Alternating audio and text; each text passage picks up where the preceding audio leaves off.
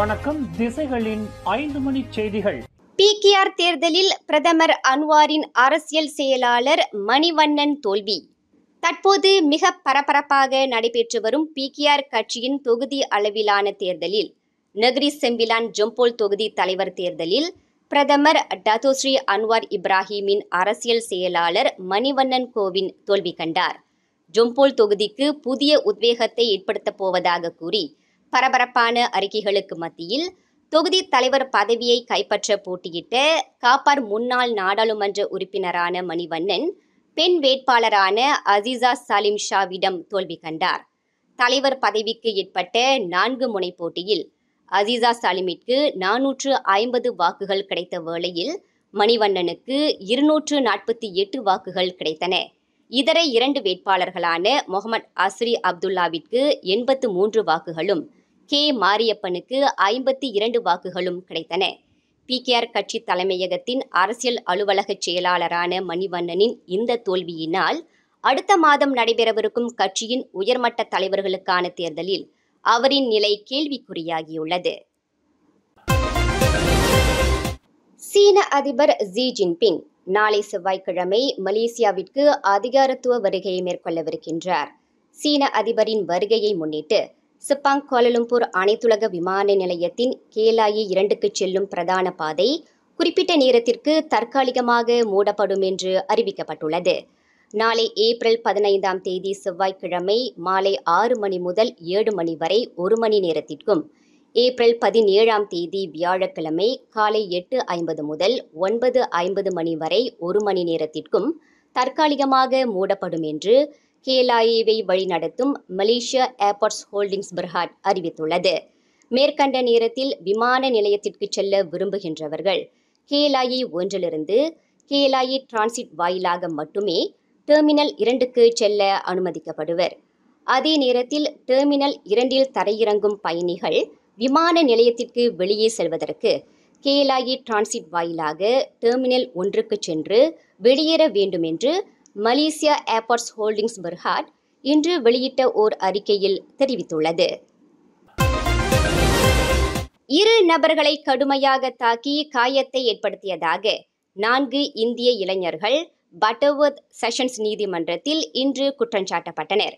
35 வயது ஆர் ஜெகதீஸ்வரன், 21 வயது ஆர் கேஷன்ராஜ், 21 வயது டி நரேந்திரன், 21 வயது ஆர் ராகேஷ் ருஹிலன் ஆகிய 4 நீதிபதி நூர் அசாக் கஸ்ரான் முன்னிலையில் நிறுத்தப்பட்டு குற்றச்சாட்டு வாசிக்கப்பட்டது.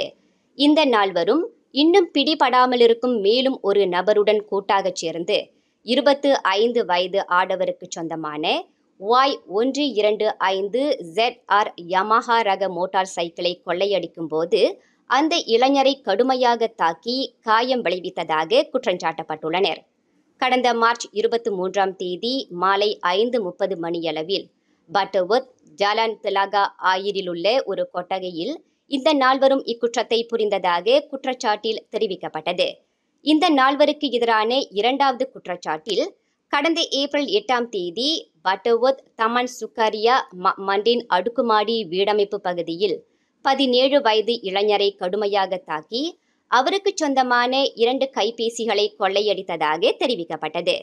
குற்றவாளி என்று நிரூபிக்கப்பட்டால் கூடியபட்சம் 20 ஆண்டு சிறை மற்றும் அபராதம் அல்லது பிறம்படி தண்டனை விதிக்க வகை செய்யும் குற்றவியல் சட்டம் 394வது பிரிவின் கீழ் 4 நபர்களும் குற்றச்சாட்டை எதிர்நோக்கியுள்ளனர். மத்திய அரசாங்கத்துடன் உறவை வலுப்படுத்திக் கொள்ளுமாறு மேன்மை தங்கிய தெலங்கானா சுல்தான் மீசான் ஜைனால் அபிடின் மாநில அரசாங்கத்தை கேட்டுக்கொண்டார். மத்திய அரசாங்கத்துடன் தெலங்கானா மாநில அரசாங்கம் உறவை வலுப்படுத்திக் கொள்வது மிக அவசியமாகும் என்பதை சுல்தான் நினைவுறுத்தினார்.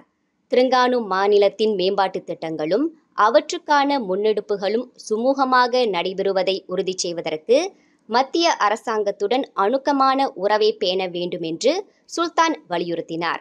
தெலங்கானா மக்களின் நல்வாழ்வு மற்றும் மாநிலத்தின் பொருளாதார வளர்ச்சி ஆகியவற்றை கருத்தில் கொண்டு மாநில அரசாங்கம் இத்தகைய முன்னெடுப்புகளை மேற்கொள்ள வேண்டும் என்று அவர் நினைவுறுத்தினார்.